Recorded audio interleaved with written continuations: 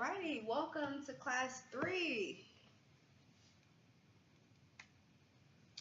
So in today's lesson, students will recall the dimensions of wellness, explain the influence of personal wellness on social justice advocacy, and assess ways to enhance her professional development as a social justice advocate. Do you have any questions so far about what this lesson is going to talk about? No. Okay. So as usual, we always start off with some self-reflection and processing. Gives me a chance to see what material what new knowledge you acquired from the readings, any observations on assignments that you presented, anything that you can use, new knowledge being applied. So for this self-reflection, I just want you to take a couple minutes and think about the following 2 questions. How do my strengths equip me to effectively advocate for my needs? And the second question, what weaknesses of mine keep me from advocating for myself? So we're going to look at strengths and weaknesses, and we're going to look at, what I want you to look at is, how do the strengths that I have, my positive attributes, equip me to successfully advocate for myself, and any weaknesses or deficiencies that I feel I have, how do those prevent me from advocating for myself?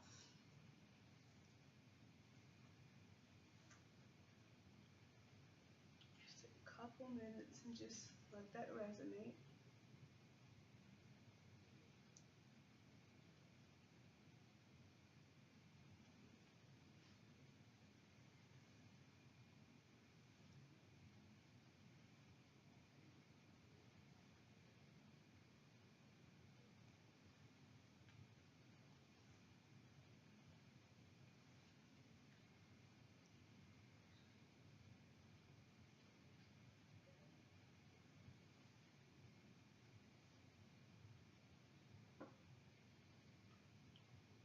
Couple more seconds, don't want to spend too long.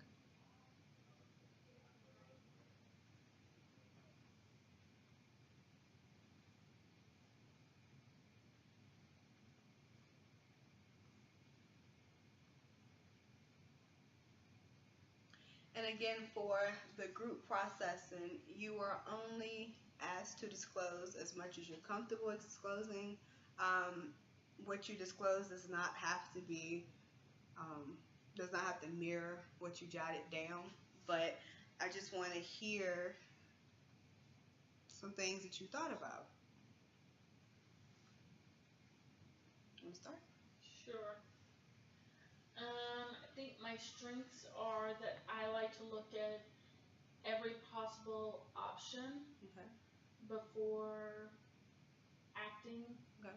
on anything or any situation. I think that plays well in me making good, solid decisions. Okay. I would say probably my biggest weakness is that I still hate conflict. So even though sometimes I do have to deal with conflict, it is not something I enjoy, and so if I can avoid it, I do like to avoid it. And it's interesting that you say you hate conflict, because hate's a powerful word. Yeah. So what happens if, because a lot of times there's going to be a conflict, and Right. with clients, that comes in the form of a power struggle. It's, hey, maybe we should try this way. No, I don't want to do this way. Or maybe you should think about going, no, I don't want to do that. And even with work. So suppose you're a supervisor. If you're a supervisor, what happens when there's a conflict with 2 employees of yours? The interesting thing is with work and in counseling, I can effectively do conflict. It's my personal life that's a totally different story. then that's really interesting. And why do you think that is? Because work is work. It's business. Okay. I can separate the two. So conflict wouldn't be a problem in a helping setting, Right. but when it comes to interpersonal relationships and family, that's the problem. Yeah. Okay. And so when you see yourself getting in conflicts with family members or loved ones,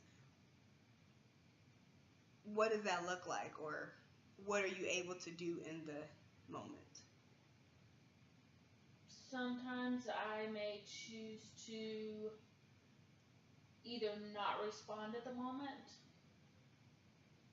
or I choose to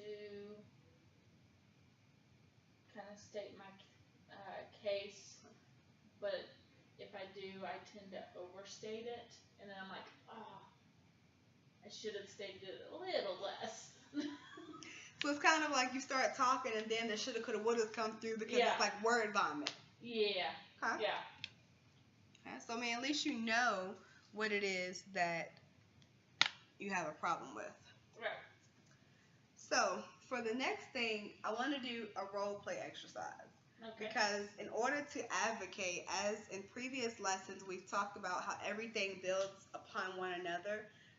And the best way to learn how to advocate for the better good of our clients is to actually put this information and these theories into practice.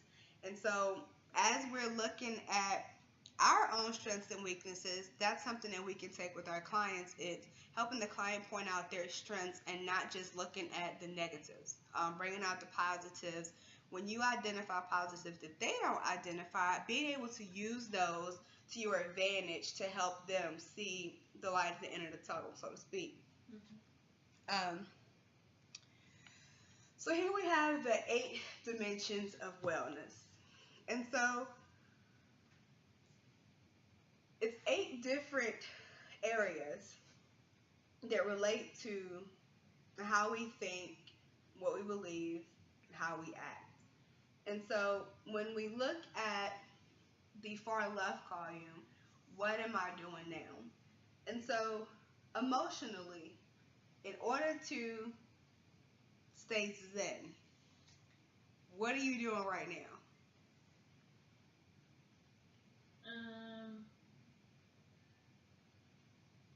Like emotionally to stay calm. Mm-hmm. And it could, and you could go as far to apply it to the problem of conflict. It's being able to have a stand firm with conflict, and so it's what am I doing in each of these domains to be able to stand up for myself?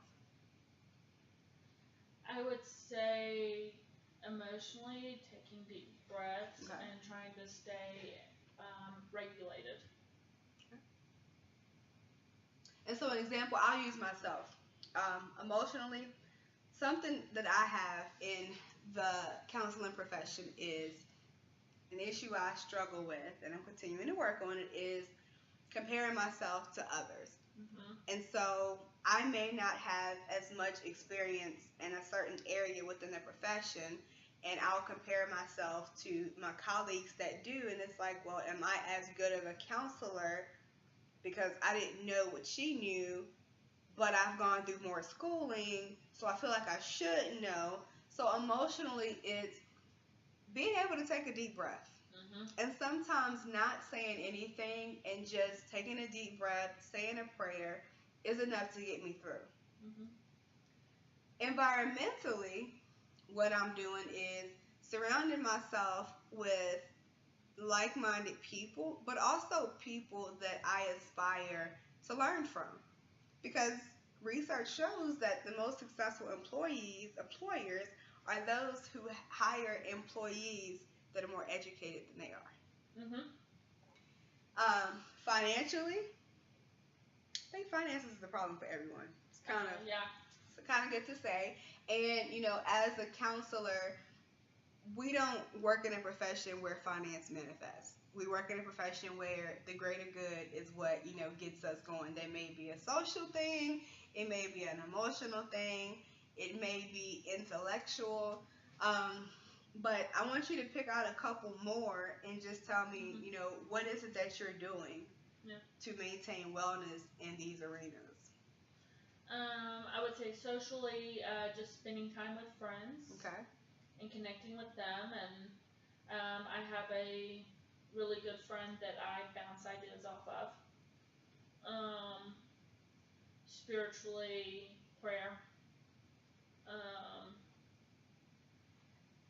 Physical and environmental kind of go together. When I'm up here, I do a lot more walking because it is beautiful up here in Virginia, and it's not so pretty in Texas, and it's hot and humid down there, and so it's much more fun to walk up here.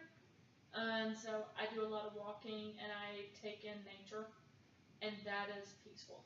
And so you would say that for environmental, a change of scenery whenever possible Mhm. is how you maintain Yeah. sanity and well-being. Now, if I'm at home, going down to Galveston, even though it's not pretty because it's kind of a dirty beach, but it's water. Right. And walking on the sand and just having my feet in the sand and all that, that's relaxing. And hearing the waves and such. Yeah. So that's kind of how I, balance. Okay. Um, how do you think? And I'm going to move to the next slide. But how do you think your personal attributes impact your perception of social justice? So, going back to the very first lesson and reflecting on some of the text readings, Mhm. how would you define social justice?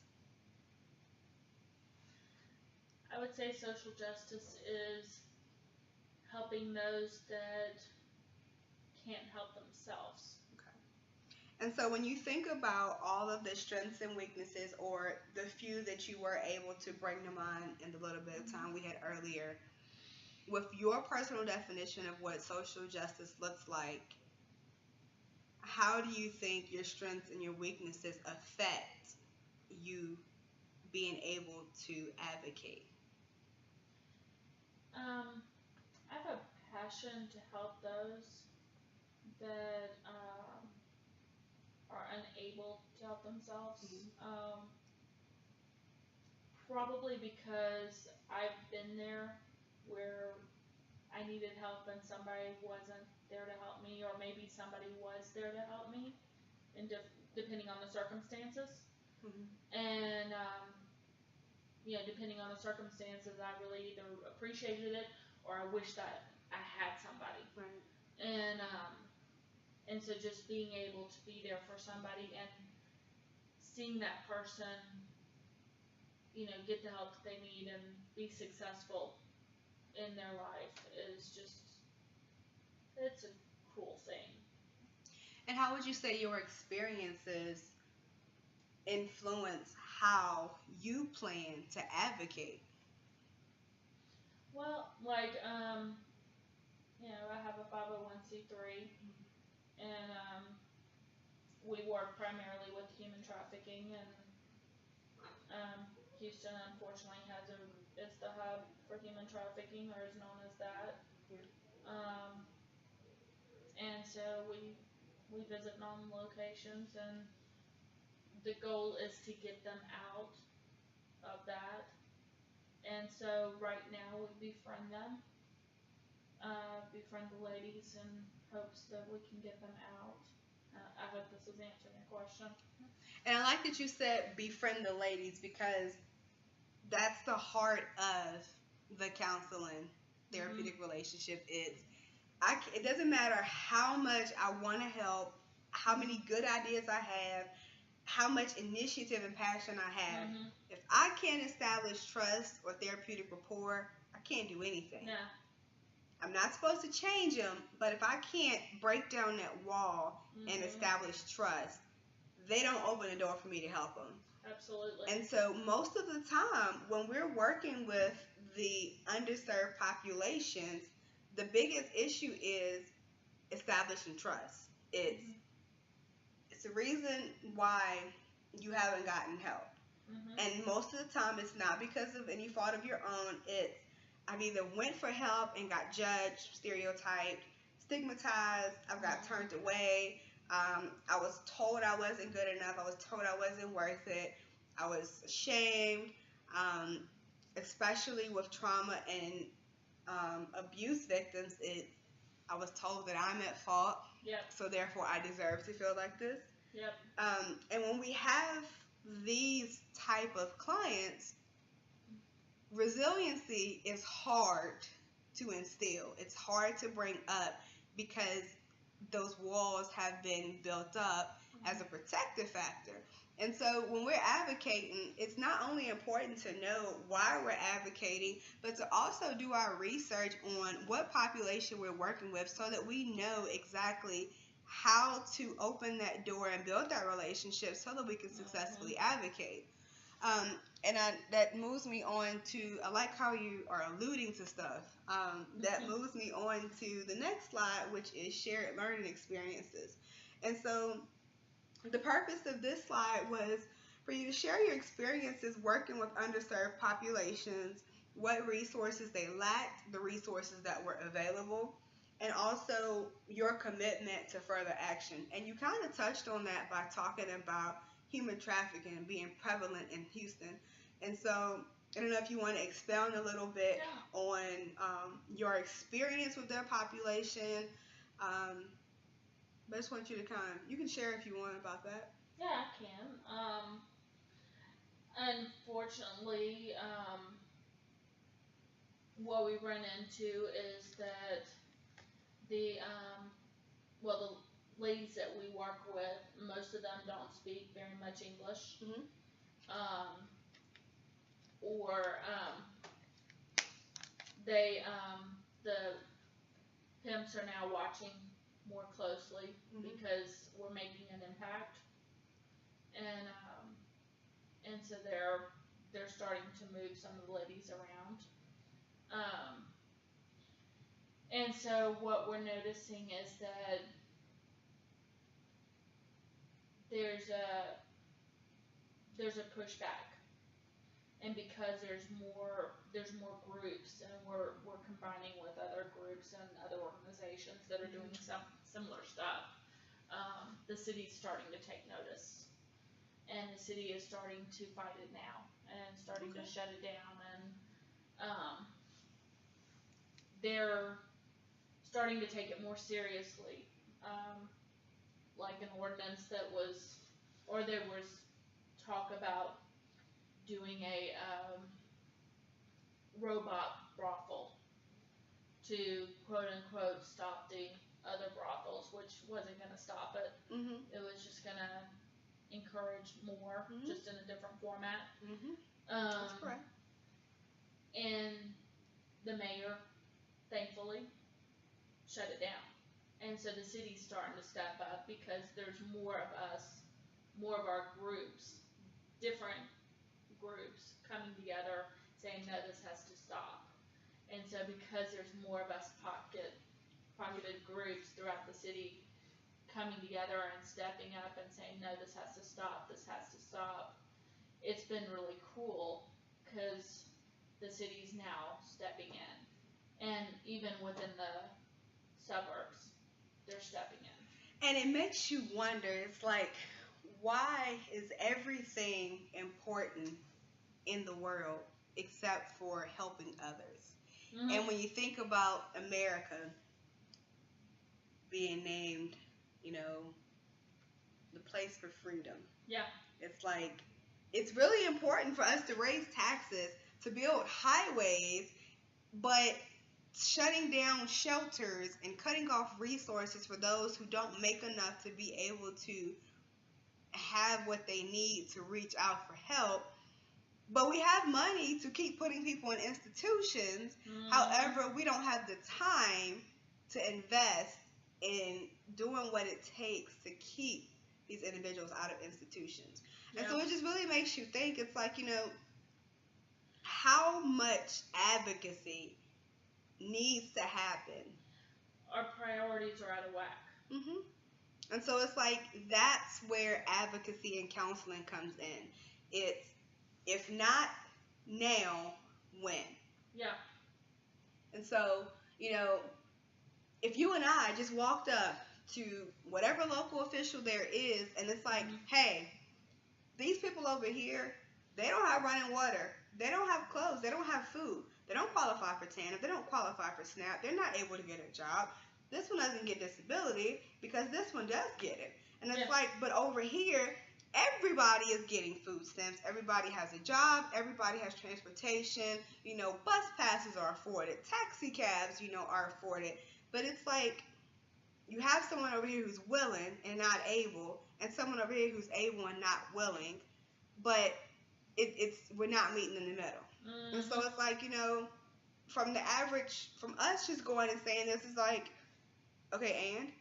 Yeah. But then it's like, how many times do I have to hear okay, and before I'm uplifting and I'm doing something? Mm-hmm. And so that's what counselors do. It's our role is to promote social justice and equality. But in order to do that, we have to wear many hats. Sometimes we have to serve as consultants. So if that means, hey, I have these victims over here of sex trafficking, or, you know, they've been in domestic violent, you know, relationships, let me partner with the YWCA, because their slogan is eliminating racism, eliminating, you know, poverty, all of that. And so I alone can't do it, but if I power and partner up with somebody, then they may know somebody, and then from there we can develop an action plan. From there we can take it to the next level, and that's how our clients get service. And so that's what this whole class is about. It's your professional identity, knowing that when you enter the counseling profession, you wear many hats.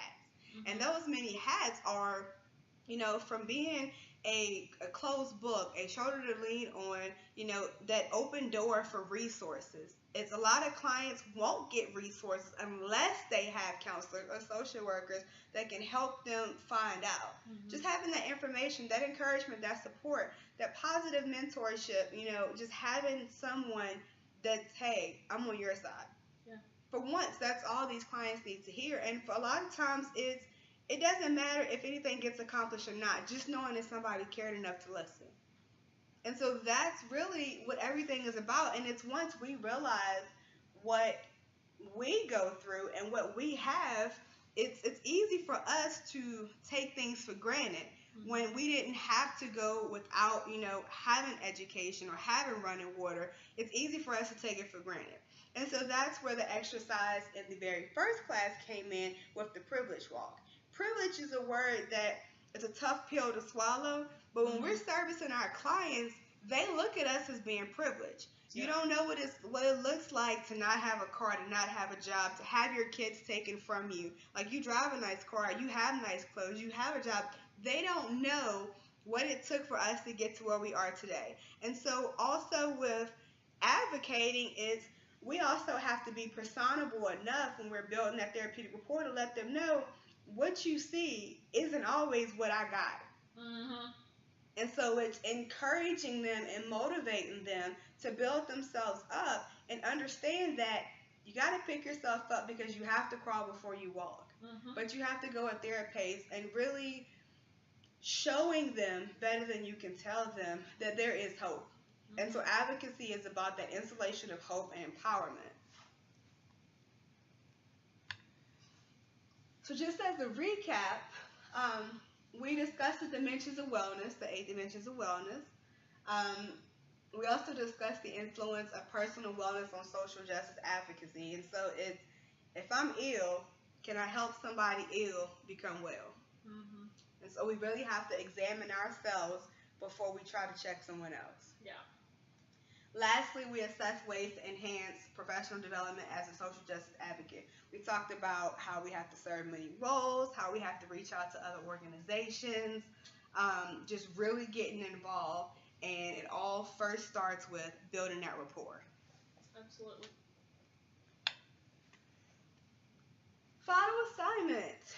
And so, unlike the other assignments, it's not due on Sunday before next class. You actually have a little bit of time to get this done. Again, this is your capstone requirement, and you're not expected to master it. But what I do want to do is spend the last couple minutes of class going over the assignment instructions in the appendix to really see if we have any questions, just to make sure everything is understood. So it reads as follows. Although students are not expected to exhibit mastery of advocacy and counseling, as a final assignment, students will create a presentation demonstrating his or her professional identity as a social justice advocate. This assignment will build from the social justice research paper. Student will create a simulated case study to demonstrate an advocacy plan they would implement to arbitrate a social injustice. This presentation is designed to bring social change and awareness to others regarding a specific social justice issue. The presentation should be grounded in literature focused on improving social injustices, just as the research paper was. At least 5 references should be included as part of the presentation.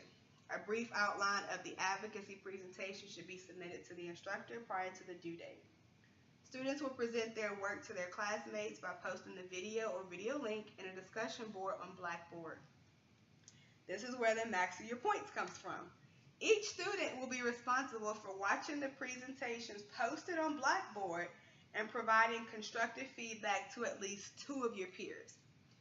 If you decide to do more than 2, it's good information, but you're only required to do 2. And so I just wanted to back up to where it talks about the grounded in literature. So as we discussed as I instructed in the previous class, your paper is coming to life. If I wanted to actually advocate for a particular issue, this is how I would do it. Like painting the picture. And going to the outline, if you're using a PowerPoint, your outline, notice it says brief, is as simple as going to the outline on PowerPoint and just sending that. It's just basically, when I look at this outline, I know these are the topics that you're covering, and this is the order that's going to flow in. The 5 references, with anything you do, you always want to have resources in case someone wants to go behind you and they want the opportunity to learn more information.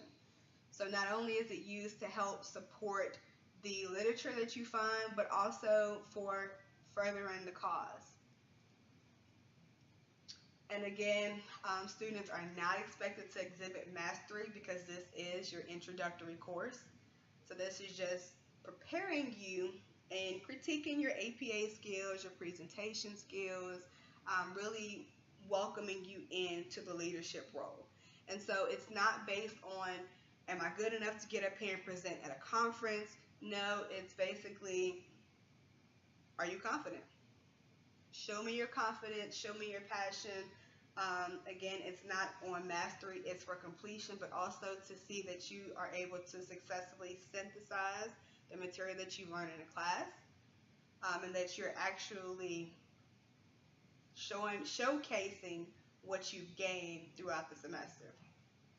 As with any assignment in the counseling profession, you definitely must use APA format. So Times New Roman, font size 12, double space. The paper referring to the outline should have a title page, an abstract, and of course your references, and then that's it. Are there any questions? No. Alrighty, well on that note, class is dismissed.